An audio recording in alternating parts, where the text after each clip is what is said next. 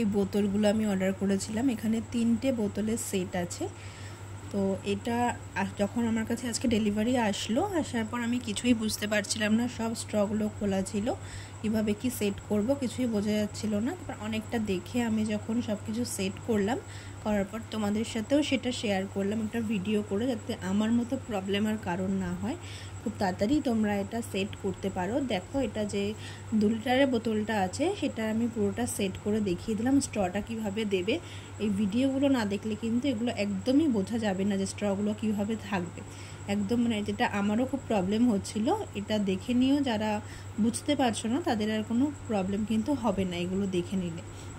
এটা পুরো দেখিয়ে দিলাম আমি, লক কীভাবে করতে হবে, স্ট্রটা কীভাবে সেট করতে হবে সবটা দেখে নাও। এটা যাচ্ছে সেকেন্ড, যেটা 900 সেকেন্ডটা রয়েছে কিন্তু 900 ml এর। এটাও কিভাবে সেট করতে হবে সেটাও তোমরা দেখে নাও। এটা জাস্ট স্ট্রটা লাগিয়ে দিলেই হয়ে যাচ্ছে।